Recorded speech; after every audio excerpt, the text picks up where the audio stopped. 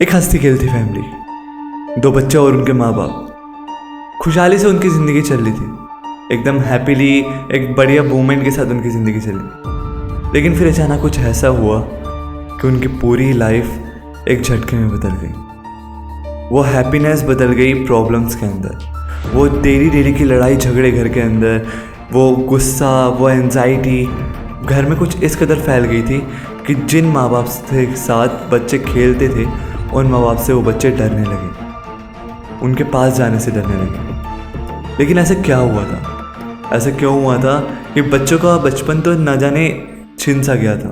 क्या था रीज़न इस चीज़ का? एक हंसता खेलता परिवार जैसे बिखर गया।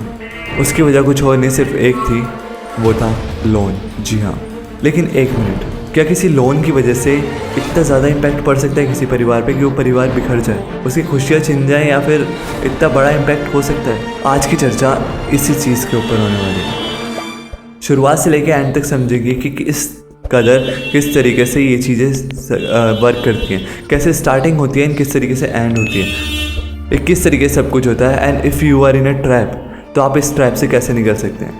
एंड मैं अपना पर्सनल एक्सपीरियंस भी शेयर करूंगा कि मैं इस ट्रैप से किस तरीके से निकला है, मैंने किस तरीके से मैनेज करा है चीज़ों को, उसका भी पर्सनल एक्सपीरियंस शेयर करूंगा आपके साथ। तो लेट्स स्टार्ट इट।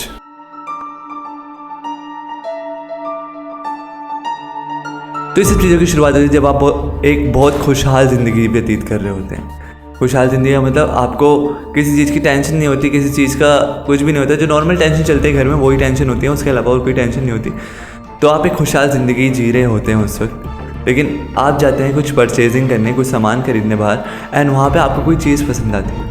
एंड वो चीज़ पसंद आने के बाद आपके पास फंड्स नहीं होने के कारण आप वो चीज़ नहीं ले पाते। उसी जगह पे आपके पीछे चल रहा है एक बंदा, आपके पीछे चल रहा है एक पर्सन, अपनी जेब से एक कार्ड निकालता है और उस कार्ड से तुरंत स्वाइप करता है एंड उसको वो पसंद की चीज़ मिल जाती है। एंड ये देख के आपको वो चीज़ हिट करती है कि यार मेरे पास भी होना चाहिए था ये कार्ड जिससे मैं अपनी पसंद की चीज़ ले सकूँ। फंड्स की वजह से मैं वो चीज़ नहीं ले पा रहा, एंड वो चीज़ माइंड पे हिट करती है कि ये कैसे कर पा रहा है। एंड ये वर्ड याद रखिएगा, क्रेडिट कार्ड, क्योंकि इसी के ऊपर हमारी आज की पूरी वीडियो बेस्ड है। तो वो चीज़ हिट करती है हमारे माइंड पे, एंड हम लोग सोचने लगते हैं कि वो चीज़ काश हमारे पास भी होती, वो कार्ड काश हमारे पास भी होता कि हम वो अपनी पसंद की चीज़ ले पाते। एक दूसरा सिनेरियो लेते हैं। सपोज़ आप कुछ ऑनलाइन परचेजिंग कर रहे हो, अमेज़ॉन, फ्लिपकार्ट, किसी भी ऐप से आप एक कोई ऑनलाइन परचेजिंग कर रहे हो, एंड वहाँ पे जब आप चेकआउट करते हैं तो वहाँ पे एक ऑप्शन आता है पे विथ क्रेडिट कार्ड, एंड आप पे कर सकते हैं क्रेडिट कार्ड से, एंड उस पर वो एक्स्ट्रा डिस्काउंट, एक्स्ट्रा अवेलिंग देते हैं जिससे आप एक्स्ट्रा ऑफर मतलब डिस्काउंट के साथ ले सकते हैं। वहाँ पे आप सोचने लगते हैं कि काश हमारे पास वो कार्ड होता। तो आप अपने घर वाले, अपने रिश्तेदार, अपने दोस्तों सबको फ़ोन मिलाते हैं एंड सबसे पूछते हैं कि आपके पास वो क्रेडिट कार्ड है या नहीं है।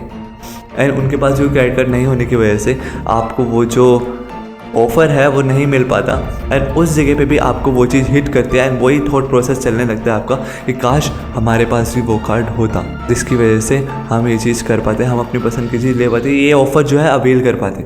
वहीं पर कई जगह पे आपको जो है सेल्समैन मिल जाएंगे कार्ड से रिलेटेड, कार्ड्स बनवाने के रिलेटेड, कि आपको पूछेंगे सामने से आके कि सर कार्ड बनवाना चाहेंगे। उसके पीछे एक बहुत बड़ा, एक कह सकते हैं एक स्ट्रेटेजी होती है कि आपको ऐसी जगह पे कार्ड के बारे में पूछना जहाँ पे आपको सबसे ज़्यादा ज़रूरत होती है, जैसे petrol pumps and super markets. वहाँ पे आपको कार्ड के लिए पूछा जाता है, एंड जब आप अपनी पसंद की चीज़ लेने के एक कदम दूरी पे होते हैं तब आपको उस कार्ड के लिए पूछा जाता है। तब आपको वो सेल्समैन एक एज अ फरिश्ते की तरह लगते हैं कि ये आया है कि मेरे को वो चीज़ मैं ले सकूँ, एंड उस चीज़ के लिए मेरे पास एक ऑप्शन है। लेकिन कंट्रोल योर इमोशंस, यहीं पे आपको कंट्रोल करना है, एंड यहीं पे अगर आप कंट्रोल नहीं कर पाए तो मुबारक हो, आप ट्रैप में फंस रहे हैं। बिकॉज वही वर्ड जो मैंने याद रखने के लिए बोला था, वो वर्ड याद है नहीं है, क्रेडिट कार्ड। क्रेडिट कार्ड का मतलब होता है उधार देने वाला कार्ड। उधार देने का मतलब आगे तो हमें उसको पे करना ही है, एंड वो भी इंटरेस्ट के साथ पे करना है। 45 डेज़ का एक मैन्योरिटी का टाइम होता है कि हम उसको वापसी कर सकें, लेकिन most of the time 45 days के अंदर कोई वापसी कर ही नहीं पाता। एंड जो उधार लिया है वो तो आपको लौटाना पड़ेगा ही, एंड अगर नहीं लौटाया तो उसके लिए भुगतना भी पड़ेगा।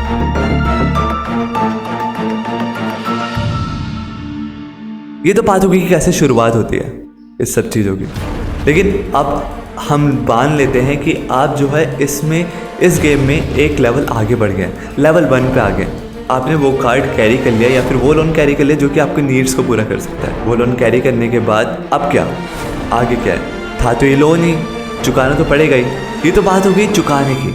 चुकाने के बाद तो चलो बाद में आती है, लेकिन एक थॉट प्रोसेस ना आपके माइंड में चलने लगता है जब आपके पास कार्ड होता है। जब आपके पास कार्ड होता है तो आप जो है एक मिडिल क्लास एवरेज पर्सन की तरह, जो शायद 16, 17, 20 हज़ार रुपये कमा रहा है, उसकी तरह नहीं सोचते। जब आपके पास कार्ड होता है ना तो आप सोचते हैं उस कार्ड की लिमिट के अकॉर्डिंग। आपका दिमाग जो है उस कार्ड की लिमिट के अकॉर्डिंग चलेगा, उस कार्ड की जो अमाउंट है ना उसके अकॉर्डिंग चलेगा। फिर क्या, आपकी जेब में भले ही पैसे ना हो लेकिन उधारी देने वाला कार्ड हमेशा अवेलेबल रहेगा, जो आपको उधार देने के लिए हमेशा तैयार होता है जब तक उसकी कार्ड लिमिट खत्म नहीं होती। आपको कैशबैक ऑफर्स मिलेंगे, एक्स्ट्रा डिस्काउंट मिलेंगे आपके क्रेडिट कार्ड यूज़ करने पे। उसके अलावा आपको ऑफरिंग दी जाएगी अलग अलग तरीके की, कि इसके साथ आपको ये चीज़ फ्री मिलेगी। अगर आप इसके एक कार्ड को यूज़ करते हैं तो आपको 5% का डिस्काउंट मिलेगा। बहुत सारी चीज़ें होंगी। लेकिन एक मिनट, क्या आपको ऐसा नहीं लगता कि ये सब चीज़ें करके वो आपको ये दिखा रहे हैं कि आपको ये कार्ड यूज़ करना चाहिए?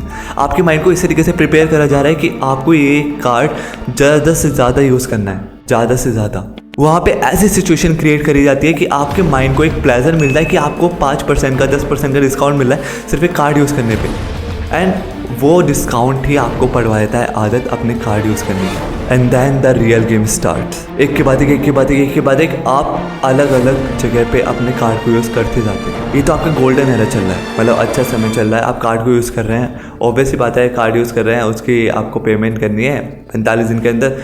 लेकिन कर्मा रिटर्न्स, अगर अच्छा समय चल रहा है तो वो बुरा समय भी ज़रूर आएगा। ये चीज़ आपने ज़रूर सुनी होगी। इट मीन्स अब तक तो सब सही चल रहा होता है, खर्चा करना है, कार्ड लिया हमने, खर्च करे, दैन फिर खर्च करने के बाद उसको पे कर देंगे हम 45 दिन के अंदर, हम ये सोच के चलते हैं। लेकिन खर्च करने के लिए 45 दिन कब निकल जाते हैं ये पता ही नहीं चलता। एंड वो 45 दिन निकलने के बाद वी रियलाइज डैट कि 45 दिन तो निकल गए, अब क्या?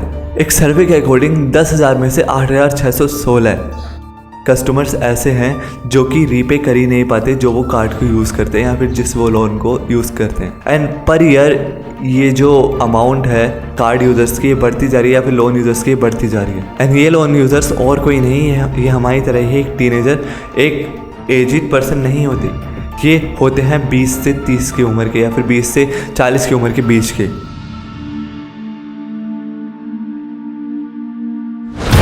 अब यहाँ तक तो सब सही चल रहा होता है, एवरीथिंग इज़ फाइन, सब कुछ बढ़िया चल रहा होता है। लेकिन जैसे ही आपकी वो डेडलाइन, वो 45 दिन की डेडलाइन डेट क्रॉस करी होती है, क्रॉस हो जाती है, उसके बाद आपको जो है कॉल्स आने स्टार्ट होती है।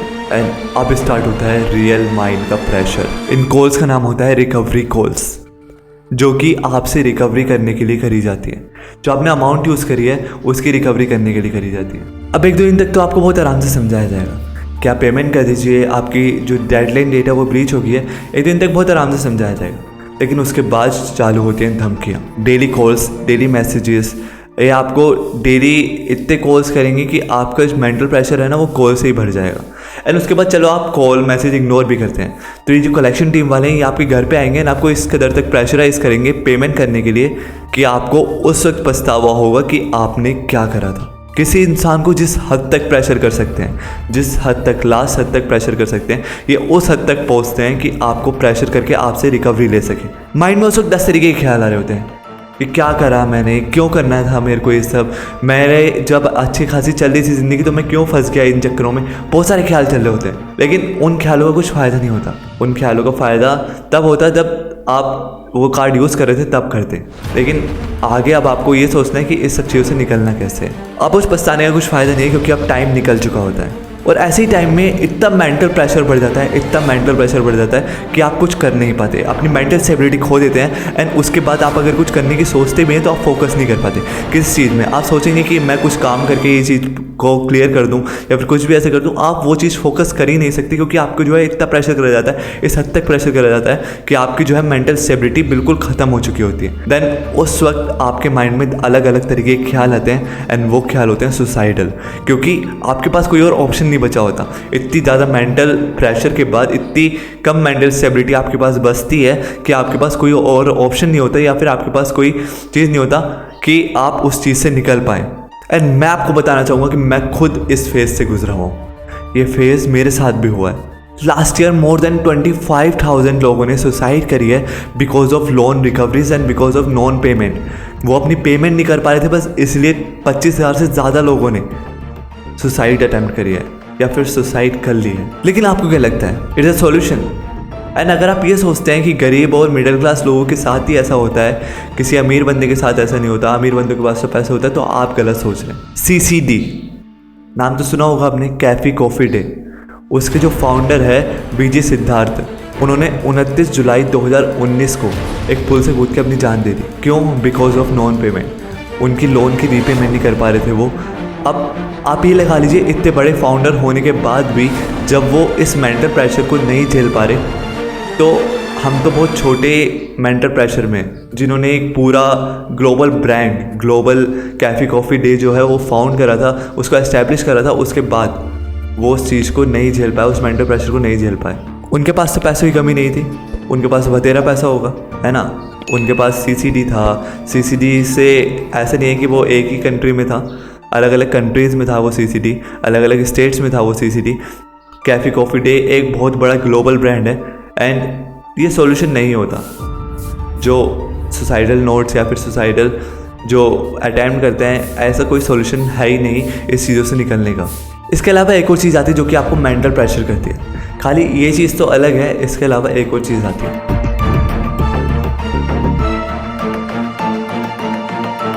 बात यह है, स्टार्टिंग में ना लोन सिर्फ किसी पर्टिकुलर पर्पस के लिए लिया जाता था, जैसे शादी के लिए, घर के लिए, किसी ऐसी चीज़ के लिए जो कि बहुत ज़्यादा नीडी है, उस चीज़ के लिए लोन लिया जाता था। एंड उसके लिए भी लंबी लाइन में खड़ा रहना पड़ता था, भीड़ में जाना पड़ता था, धक्के खाने पड़ते थे, उसके बाद जो है लोन प्रोवाइड होता था। लेकिन आफ्टर कोविड-19 का जो समय गया है, कोविड-19 का टाइम गया है, उसके बाद जो है लोन मिलना मानो चुटकियों के खेल हो गया। लोग अपनी नीड्स के अकॉर्डिंग लोन नहीं ले रहे, लोग अपनी डेली लाइफ के अकॉर्डिंग अपने लोन को जो है चला रहे हैं। कोविड-19 पैंडेमिक के दौरान बहुत सारी ऐसी जो एप्लीकेशंस हैं वो लॉन्च हुई हैं जो कि आपको लोन प्रोवाइड करती हैं, एंड उस लोन के बदले में वो पता नहीं क्या क्या प्राइवेसी आपकी लेती हैं। जब इतनी इजीली लोन प्रोवाइड होने लगा लोगों को, तो ज़रूरत पे क्या, वो बिना ज़रूरत के भी लोन लेने लगे। EMI इजी मंथली इंस्टॉलमेंट ही है, जो एक ऐसा तरीका है जिसके पास अगर कुछ नहीं भी होता तो वो इसके अकॉर्डिंग बहुत सारी चीज़ें ले सकता है। Car loan, bike loan, appliances loan, travel loan, किसी भी तरीके का लोन आपको चाहिए तो वो आपको प्रोवाइड हो जाता है, एंड वो भी कुछ ही मिनटों में। लेकिन जितनी इजीली आपको लोन प्रोवाइड कर देती है ना, उतनी ही ज़्यादा रिस्की ये रहती है जो एप्लीकेशंस होती हैं।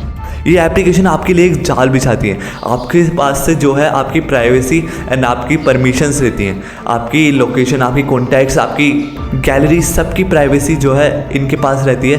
एंड ये आपकी परमिशन को एक्सेप्ट करवाती हैं उससे, ताकि एंड आप लोन लेने के चक्कर में इतने ज़्यादा क्यूरियस होते हैं कि आप जो है उस चीज़ को देख ही नहीं पाते कि आपकी जो परमिशंस हैं वो इनके पास जा रही हैं, आपकी कॉन्टैक्ट्स की एंड आपकी गैलरीज वगैरह की सबकी परमिशन इनके पास जा रही है। एंड जब वो परमिशन इनके पास जाती है तो ये आपकी प्राइवेसी को कुछ इस तरीके से यूज़ करते हैं कि आपको भी नहीं पता चल पाता कि वो किस लेवल पे आपकी प्राइवेसी को यूज़ कर रहे हैं। ये लोन तो आपको इजीली प्रोवाइड कर लेंगे, लेकिन बदले में आपकी प्राइवेसी को किस तरीके से स्पॉइल करेंगे ये बात आपको भी नहीं पता होती।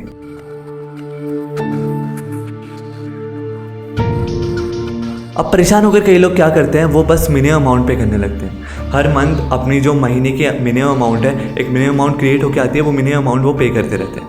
एंड वो मिनिमम अमाउंट जो है, सच बताएं तो रियलिटी तो ये है कि ना तो वो आपकी ड्यू अमाउंट में से डिडक्ट होती है, ना वो आपकी इंटरेस्ट अमाउंट में से डिडक्ट होती है। वो मिनिमम अमाउंट जो है बस आपके कार्ड को एक्टिवेट रखने के लिए वहाँ पे दी जाती है। एंड एक टाइम ऐसा आएगा जब आपकी कार्ड की बस एक्टिवेशन फीस जो है मिनिमम अमाउंट के तौर पे जा रही होगी, ना तो आपकी इंटरेस्ट में से डिडक्ट होगी वो, एंड ना आपकी कोई ड्यू अमाउंट में से डिडक्ट होगी वो चीज़। सिर्फ आप उस कार्ड को एक्टिव रखने के लिए पेमेंट कर रहे होंगे। एंड ये बात आपको तब पता चलेगी जब आपकी स्टेटमेंट आएगी आपके पास, अदरवाइज आपको ये बात पता भी नहीं चलेगी। आप सोच रहे होंगे कि आप ड्यू अमाउंट, आप इंटरेस्ट अमाउंट पे कर रहे हैं, लेकिन आपकी कोई अमाउंट पे हो ही नहीं रही होगी। आपकी अमाउंट एज इट इज़ होगी, बस आप उस कार्ड को एक्टिवेट रखने के लिए अपनी अमाउंट दे रहे होंगे। साल भर में 40% ऑफ द कार्ड होल्डर्स ऐसे हैं या फिर लोन होल्डर्स ऐसे हैं जो कि खाली पेमेंट कर रहे होते हैं इंटरेस्ट अमाउंट की। उनकी ड्यू अमाउंट कभी ख़त्म होती ही नहीं है, एंड वो इंटरेस्ट अमाउंट ही पे करते रह जाते हैं, एंड उनको पता भी नहीं होता। एट द एंड बात करते हैं व्हाट इज़ द सॉल्यूशन। इस सबका सॉल्यूशन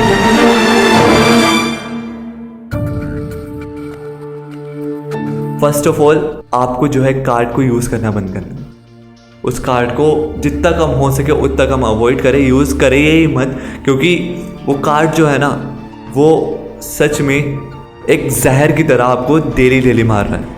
और अगर आप इस लोन की जाल में फंस गए हैं तो मेरी राय ये है कि आप जो है खुद से जल्द जो है अपनी जो लोन की रीपेमेंट है वो करने की ट्राई करें। अगर आप कार्ड को यूज़ नहीं करना चाह रहे तो कार्ड को ब्लॉक करवा के देन फिर उसका फोरक्लोजर करवा सकते हैं। एंड फोरक्लोजर करवाने के बाद आप उसको पेमेंट कर सकते हैं मंथली वाइज, जिसके बाद आपको जो है फोरक्लोजर करवाने पे इंटरेस्ट नहीं लगता। एंड आप जो है मंथली वाइज उसकी पेमेंट कर सकते हैं, जो आपकी अमाउंट अब बच रही है उसके ऊपर। हो सकता है वो इंटरेस्ट अमाउंट को जोड़ के आपकी ड्यू अमाउंट से भी ज़्यादा की अमाउंट बैठ रही हो, लेकिन उसमें हम कुछ नहीं कर सकते, उसमें हमें पे करना ही पड़ेगा। उस मेंटल प्रेशर को झेलने से अच्छा कि आप उसको पे करें सॉरी से कुछ टाइम के लिए। अपनी जो दोस्तों की शादी है, बाहर घूमना खाना पीना सब कुछ बंद करना पड़ेगा।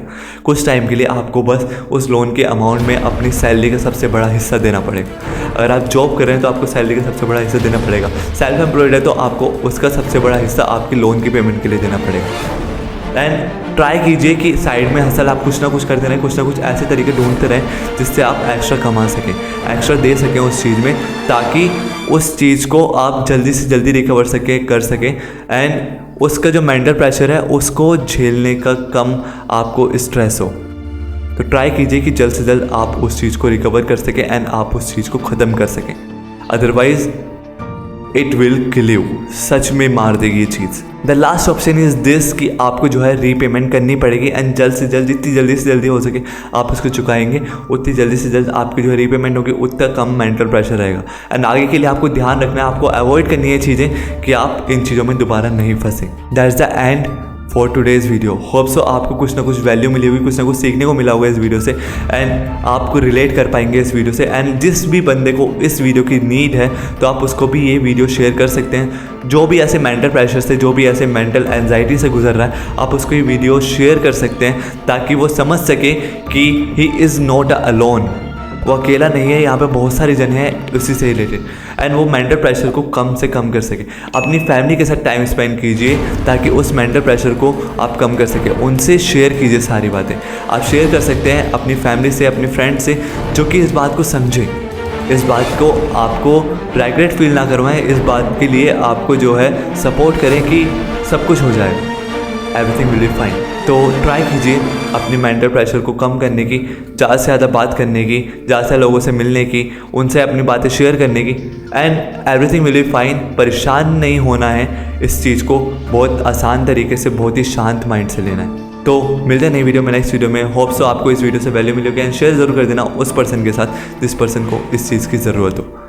तो मिलते हैं। अगर आपको जानना है कि आप एक मनी ट्रैप में, जो एक जॉब का ट्रैप होता है, उसमें फंसे हुए हैं एंड आप जानना चाहते हैं कि उस ट्रैप से कैसे निकलें, एक अमीर इंसान कैसे बन सकते हैं, तो ये राइट साइड वाली वीडियो आप ज़रूर देख सकते हैं। एंड वीडियो देखने के बाद कमेंट में ज़रूर करके बताना कि वीडियो कैसी लगी, and don't forget to subscribe. Bye bye.